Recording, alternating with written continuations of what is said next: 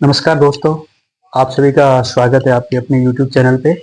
और आज हमारे साथ है डॉक्टर हिमांशु अलावादी सर। इनसे आप पर बात करके जानेंगे आज डेंटिस्ट्री के बारे में। सर बहुत बहुत स्वागत है आपका। थैंक यू भैया। एक सर देखा जाए तो खासकर अपने इंडिया में लोगों क्या जैसे डेंटल जो भी ये डिजीज होती है इसको लोग इतना ज़्यादा सीरियस लेते नहीं है, जो कि होती बहुत सीरियस है। तो कई बार जब वो स्किप करता है तो बहुत ज़्यादा पेन होता है, फिर वो डेंटिस्ट की तरफ या डॉक्टर की तरफ आता है, तो उनके लिए क्या। देखिए, मैं आपको एक छोटी सी बात समझाऊंगा। डेंटल प्रोसेस जो है ना, बहुत स्लो प्रोग्रेस होती है। अगर आपको आज दर्द हुआ, इसका मतलब ये जो समस्या है ये आपकी कम से कम 4-5 साल पहले शुरू हो चुकी है। अच्छा।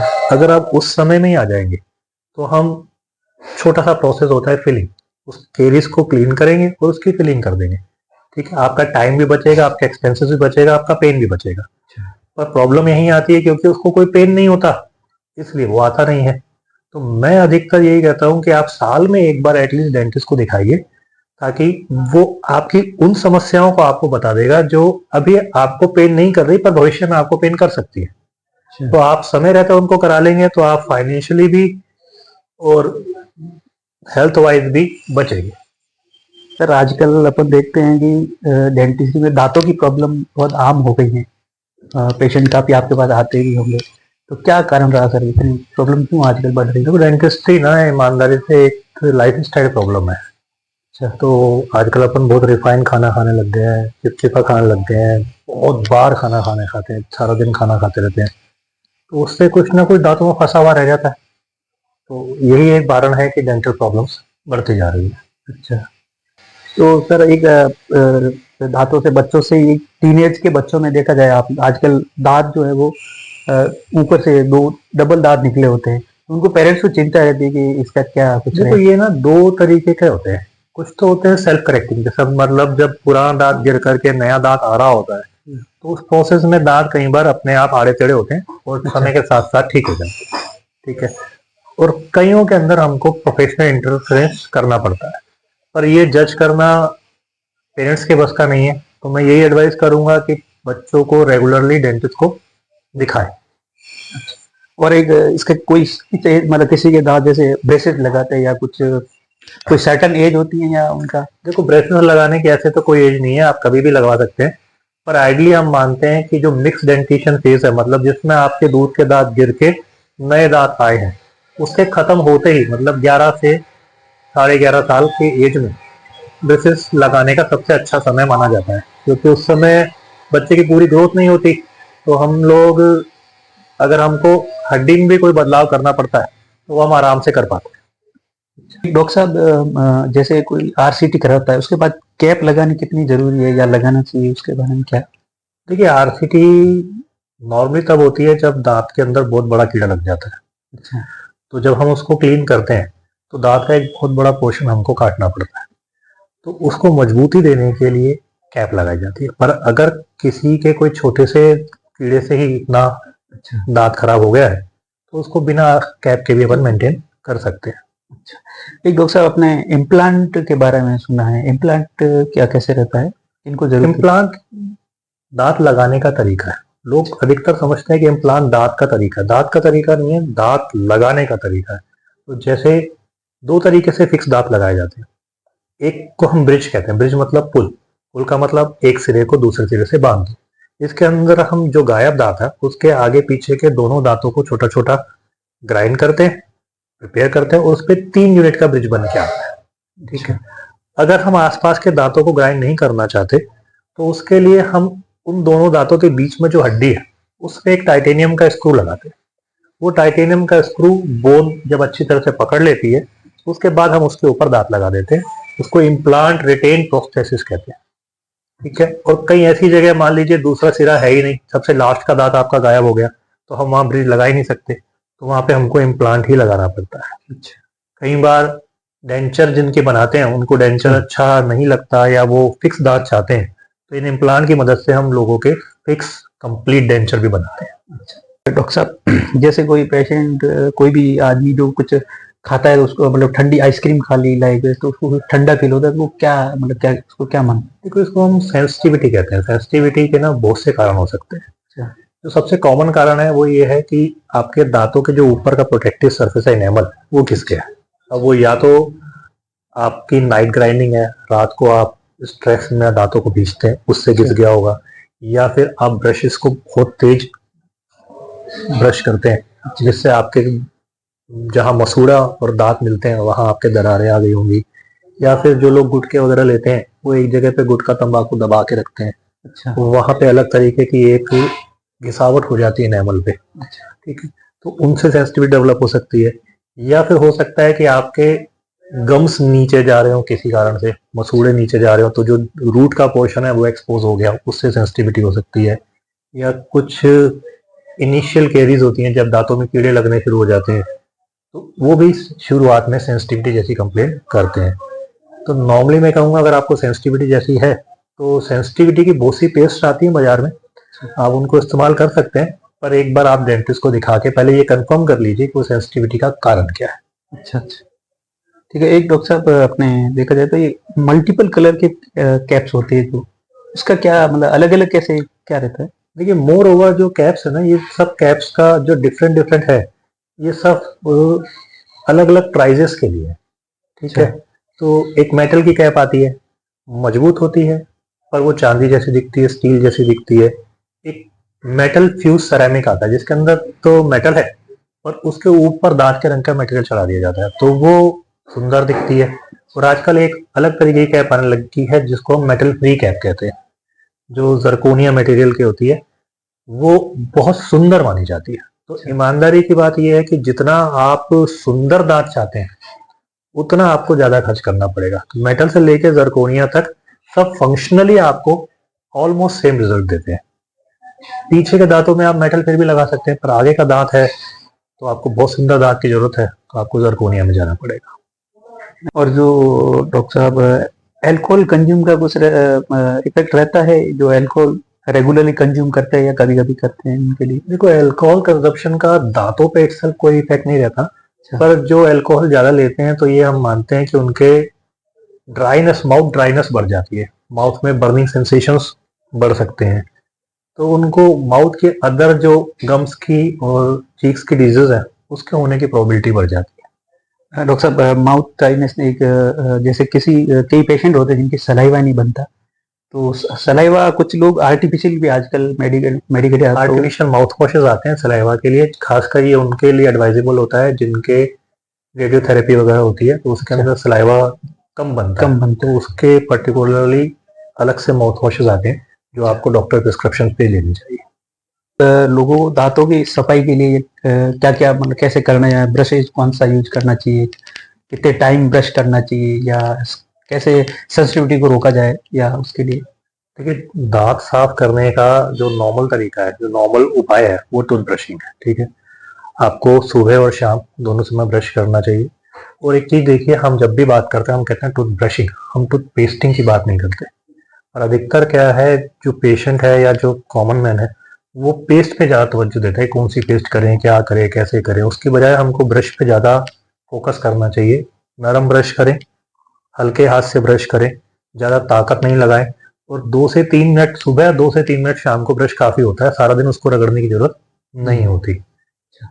उसके अलावा रेगुलर इंटरवल पर कुल्ले करें, ताकि जब आपने सुबह ब्रश किया, शाम को ब्रश किया, पर बीच में आपने खाना खाया, वो फंसा तो रहता है ना, तो अच्छा है कि आप थोड़ी थोड़ी देर में जा करके या जब आपको मौका मिले कुल्ला करें, ताकि कुछ भी अगर आपके दांतों में फंसा हुआ है तो वो उस समय वॉश आउट हो जाए। कुल्ले से डॉक्टर साहब ये था कि कुछ लोग माउथ वॉश, अगर पेशेंट माउथ वॉश लेना चाहे तो कौन सा करना चाहिए आपके हिसाब से, या कितना ड्यूरेशन रहता है, कितने टाइम तक उसको रेगुलर वो कर सकता है?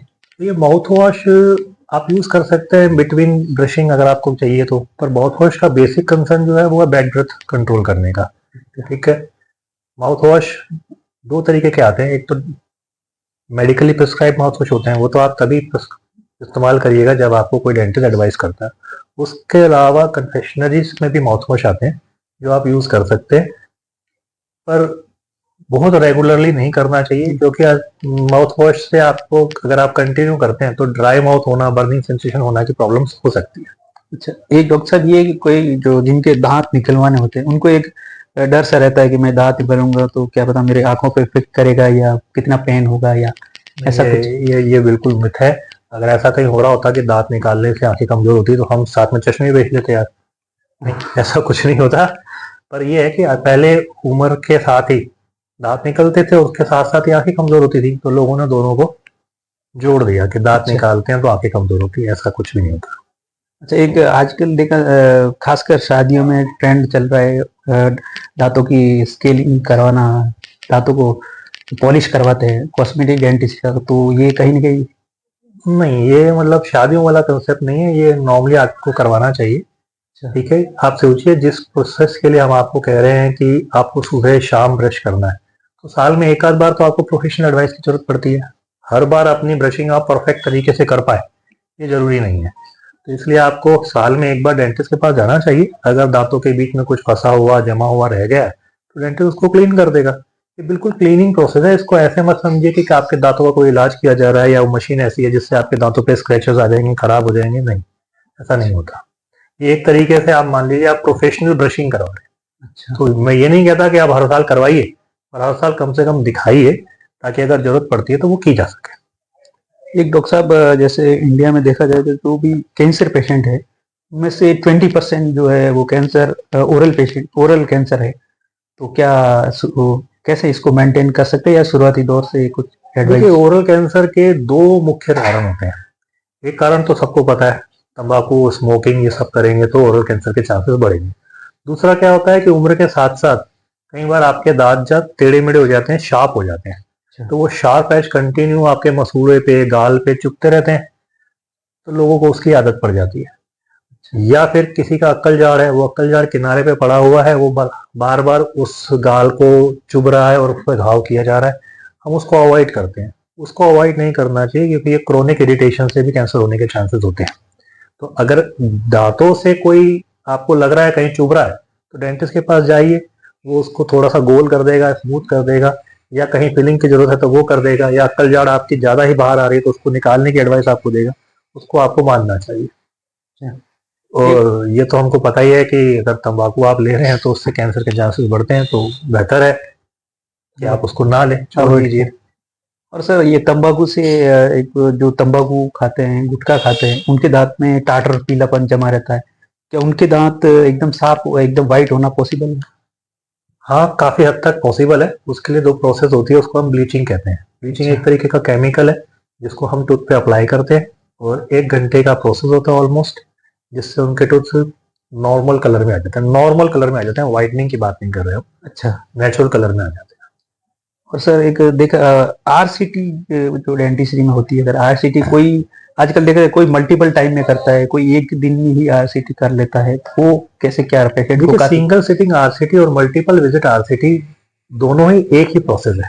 ठीक है, कई जगह यह संभव होता है कि हम आपका सारा इन्फेक्शन या जो मवाद है उसको एक दिन में निकाल सकते हैं, तो हम उसी विजिट के अंदर उसको फिल कर देते हैं। कई बार ऐसा होता है कि आपके इन्फेक्शन ज्यादा होता है, मवाद ज्यादा होता है, या कैनाल के अंदर ब्लीडिंग इतनी ज्यादा होती है कि हम उसको सेम डे पे क्लीन नहीं कर पाते हैं, तो उस केस के अंदर मल्टीपल विजिट करते हैं। अधिकतर हम लोग ये चाहते हैं कि आप एक बार में उसको प्रॉपर क्लीन करा लीजिए, एक दिन की फिलिंग कीजिए और नेक्स्ट डे में उसको फिल करा लीजिए। तो ये कॉमन सा प्रोसेस माना जाता है। अच्छा, एक डॉक्टर साहब ये पूछ रहा था, जो ओल्ड पेशेंट रहते हैं जो डेंचर यूज करते हैं, तो उनको रात को सोते वक्त वो डेंचर निकाल के पानी में क्या कैसे रखना चाहिए, या वो पहन के ही सोना चाहिए, कैसे? कॉमनली लोग समझते हैं कि हम अगर 24 घंटे डेंचर पहनेंगे तो हमारे कोई प्रॉब्लम होती है, क्या होता है? ऐसा कुछ भी नहीं है। समस्या यही है कि वो निकालने चढ़ाने वाला डेंचर है। अच्छा। तो वो कई बार मुंह में लेटे लेटे वो ढीला पड़ जाता है। अच्छा। तो ढीला पड़ के लोगों के गले में फंसने का डर रहता है। इसलिए हम कहते हैं कि जब भी वो सोए, रात और दिन से मतलब नहीं, अच्छा। जब भी वो सोए तो वो डेंचर निकाल के सोए कि इस तरह के एक्सीडेंट से बच सके। ये जो है, डॉक्टर साहब, एक बेसिक सवाल है, खासकर ये अपने रूरल गांवों के एरिया में मैंने देखा है कि पेशेंट जैसे किसी को जैसे दर्द होता है पैन, तो दांत में तकलीफ होती है, वो पहले क्या करता है, गांव के जैसे पुराने टाइप में जो होते हैं ना, जो लेडी ओल्ड लेडी कुछ ऐसे पाइप लेके छोटा कीड़े वीड़े निकालते हैं उनको, ऐसा कुछ देसी कुछ नुस्खा अपनाते हैं। उसके बाद वो ठीक नहीं होता, फिर वो केमिस्ट की तरफ जाते हैं, डायरेक्ट केमिस्ट से कुछ मेडिसिन ले लिया, ऐसा कुछ करते हैं, फिर फाइनली ठीक नहीं होता है, फिर वो मूव करते हैं डेंटिस्ट के डॉक्टर।